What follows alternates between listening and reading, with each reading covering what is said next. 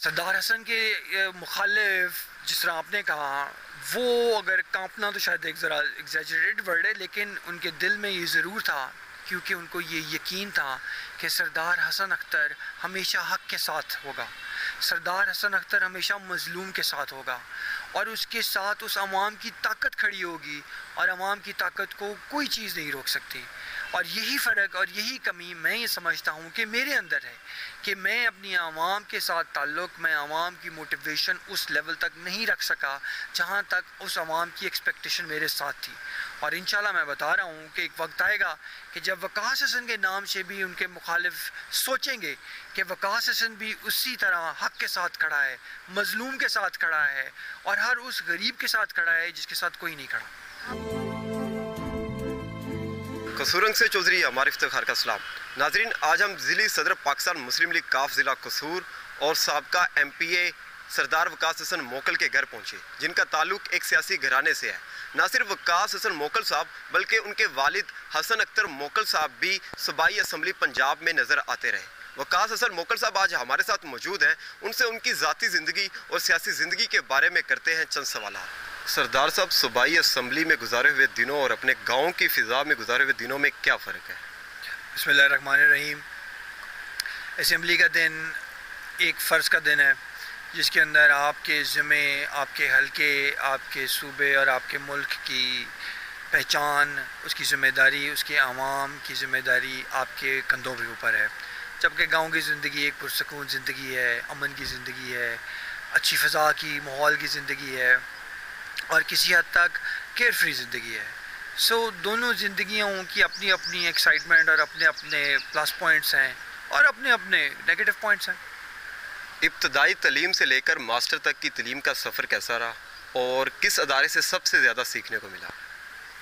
ابتدائی تعلیم ہی جی میں نے اپنی فیصل آباد سے شروع کی۔ میں اپنے نلیان میں رہا کلاس 4 تک، پھر میں لاہور آ گیا جی، اور ڈویژن پبلک اسکول سے میں نے میٹرک کیا۔ اس کے بعد میں گورنمنٹ کالج یونیورسٹی چلا گیا، بیچلرز میں نے وہاں سے کیا جی پولیٹیکل سائنس میں، اور پھر لاہور اسکول آف اکنامکس سے میں نے ایم ایس سی کیا اکنامکس میں۔ میں یہ کہوں گا کہ جی سیکھا میں نے سب سے زیادہ گورنمنٹ کالج میں تھا، کیونکہ ایک شاید اس لیے کہ میرے والد صاحب بھی وہاں کے ہی ماسٹرز کے گریجویٹ تھے، اور ساتھ اس انسٹیٹیوٹ کی ایک تاریخ تھی، اور میں یہ سمجھتا ہوں کہ اس کالج یونیورسٹی نے مجھے سب سے زیادہ اپنی تعلیمی اور ایون معاشری پہلوؤں میں بہت ساتھ دیا۔ سردار صاحب، آپ کے والد 6 بار ممبر صوبائی اسمبلی پنجاب اور 2 بار ڈپٹی اسپیکر رہے، اور آپ خود سابقہ ایم پی اے ہیں۔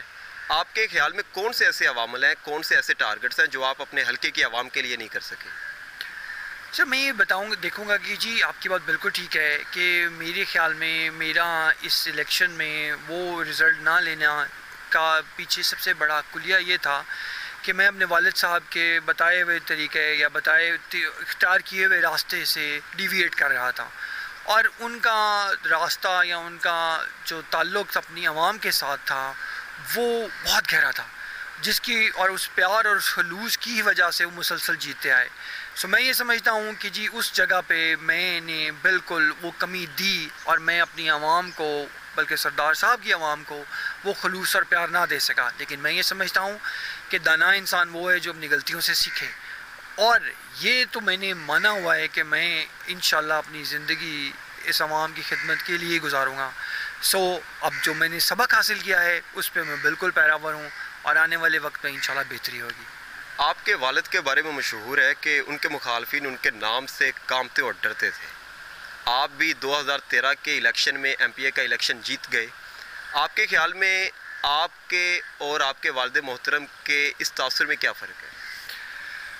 سردار حسن کے مخالف جس طرح آپ نے کہا، وہ اگر کانپنا تو شاید ایک ذرا ایگزیجریٹڈ ورڈ ہے، لیکن ان کے دل میں یہ ضرور تھا، کیونکہ ان کو یہ یقین تھا کہ سردار حسن اختر ہمیشہ حق کے ساتھ ہوگا، سردار حسن اختر ہمیشہ مظلوم کے ساتھ ہوگا، اور اس کے ساتھ اس عوام کی طاقت کھڑی ہوگی، اور عوام کی طاقت کو کوئی چیز نہیں روک سکتی۔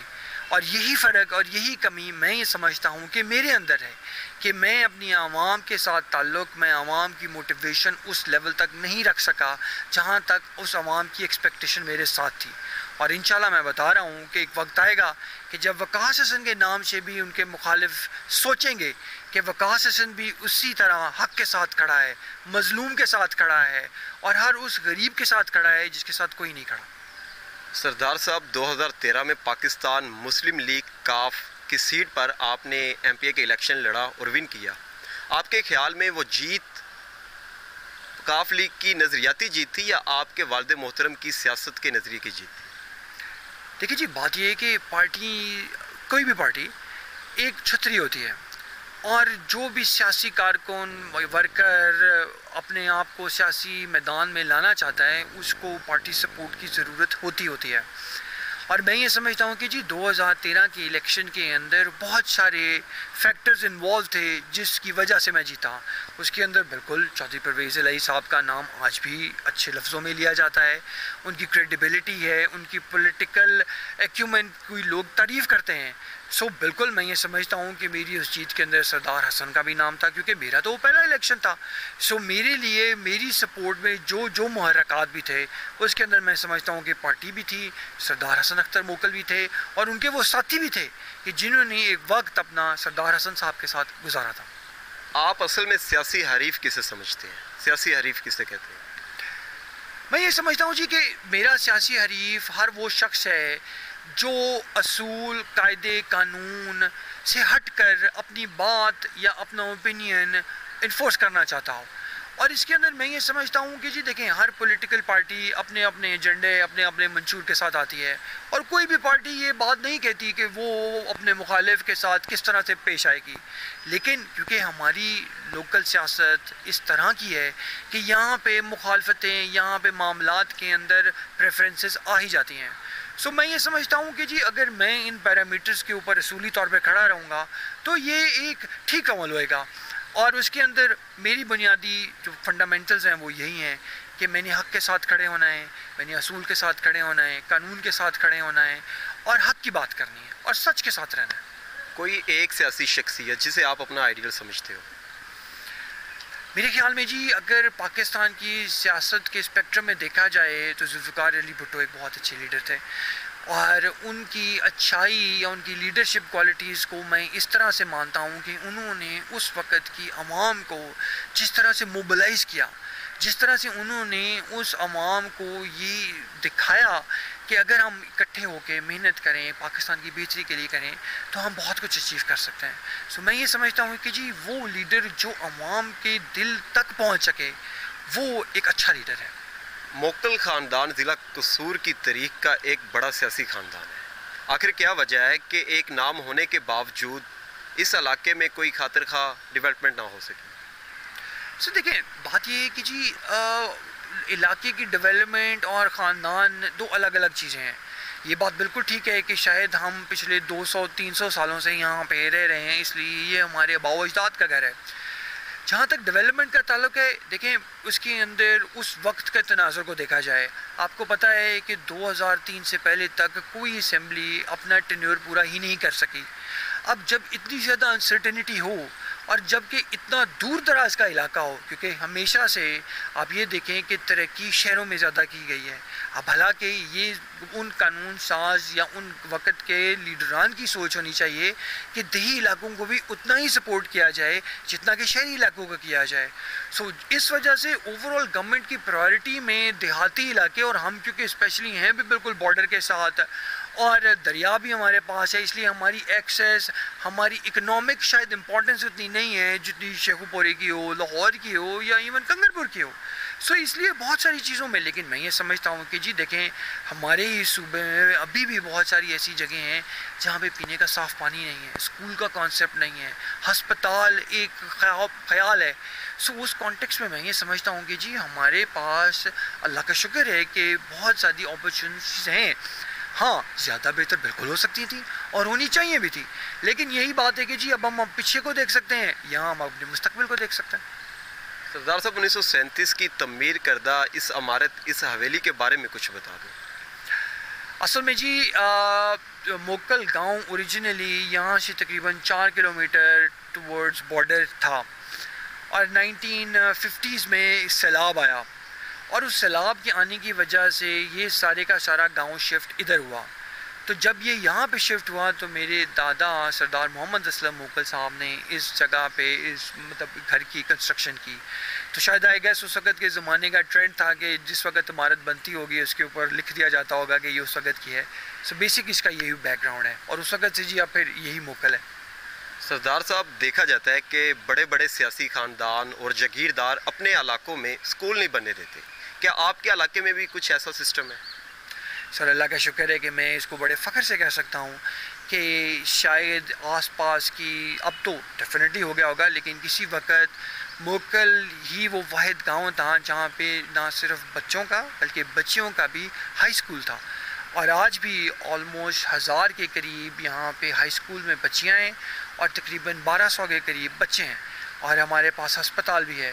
سو وہ کس مینٹیلٹی سے یا کس سوچ سے یہ جاگیردار سوچتے ہیں، لیکن میں یہ سمجھتا ہوں کہ جی میرے اباء و اجداد نے اس چیز کو سوچا اور سمجھا کہ تعلیم ایک ایسی چیز ہے جو بنیادی حق ہے اور ہونا چاہیے۔ سردار صاحب، 2018 کے الیکشن ہونے سے پہلے آپ نے باقاعدہ طور پر پاکستان تحریک انصاف میں شمولیت اختیار کی، اور ٹکٹ نہ ملنے پر آپ نے پارٹی کو خیر آباد کہہ دیا اور نون لیگ میں جانے کا اعلان کیا، اور آپ نے الیکشن آزاد لڑا۔ کیا آپ نظریاتی نہیں ہیں یا آپ کا کوئی اپنا نظریہ ہے؟ میرے خیال میں اس کا جواب تو یہ ہوگا کہ جی میں لیڈرشپ کی ڈگر پہ چل رہا ہوں، کیونکہ جتنے بڑے سیاسی آج کل آپ دیکھیں ان ساروں نے یہ گیم اپنی زندگی کے 25-30 سالوں میں کھیلی ہے، میں نے 25-30 ہفتوں میں کھیل لی ہوگی۔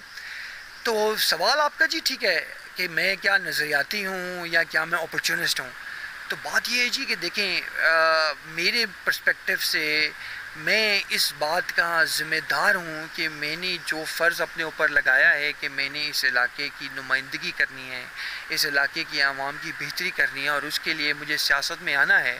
سو وہ پرائورٹی مجھے جدھر بھی اپنے پوائنٹ آف ویو سے جانا چاہے گی میں جانے کو تیار ہوں۔ جہاں تک آپ کی رات رہے گی جی تحریک انصاف میں جانے والی یا نون لیگ میں جانے والی، دیکھیں بات یہ ہے کہ میں نے اینڈ میں یہ شاید فیصلہ ٹھیک کیا جو مجھے شاید پہلے کر لینا چاہیے تھا کہ میں آزاد ہی لڑ سکتا ہوں، اور اللہ کا شکر ہے کہ جی میں نے آزاد کیپیسٹی میں بھی 17,000 ووٹ لیے۔ سو جو چیز شاید مجھے اہمیت نہیں دینی چاہیے تھی اس کو میں نے بعد میں جا کے دی۔ سردار صاحب، سننے کو ملتا ہے کہ اس علاقے کے آج بھی بڑے بڑے فیصلے موکل خاندان کرتا ہے۔ کوئی چوری کا کیس آ جائے، کوئی زیادتی کا کیس آ جائے تو پولیس اس میں انوالو نہیں ہوتی، موکل خاندان ہی ان سب کے فیصلے کرتا ہے، اس کی کیا وجہ ہے؟ میرے خیال میں جی دیکھیں ہر انسان جو کسی نہ کسی تکلیف یا پریشانی میں ہے اس کی کوشش یہ ہوتی ہے کہ اس پریشانی اور تکلیف کو جلد از جلد ختم کیا جائے، اور یہ افسوس کی بات ہے کہ ہمارے پولیس، ہمارے ادارے، ہماری عدالتیں اس طرح سے ان معاملات کو نہیں ہینڈل کرتی جو کہ کرنا چاہیے۔ اور دوسری چیز، بہت سارے ایسے معاملات ہیں جو ایکچولی صرف اور صرف آپ کی تھوڑی سی کمٹمنٹ اور انٹرسٹ اور آپ کی سوچ کے ساتھ حل ہو سکتے ہیں۔ سو جو آپ بات کر رہے ہیں آئی گیس اس کے اندر بیک گراؤنڈ یہی ہے کہ جی اگر انصاف مل رہا ہو اور جلد مل رہا ہو اور اس کے اندر یہ چیز ایکسیپٹ کی جاتی ہو کہ فیصلہ ٹھیک ہوا ہے، تو میرے خیال میں جی لوگ آئیں گے۔ آپ دیکھیں ڈاکٹرز سرکاری پرائیویٹ ہر جگہ میں ہیں، لیکن لوگ دوائیاں لینے کے لیے آج بھی حکیموں کے پاس جاتے ہیں، آج بھی دم کروانے جاتے ہیں۔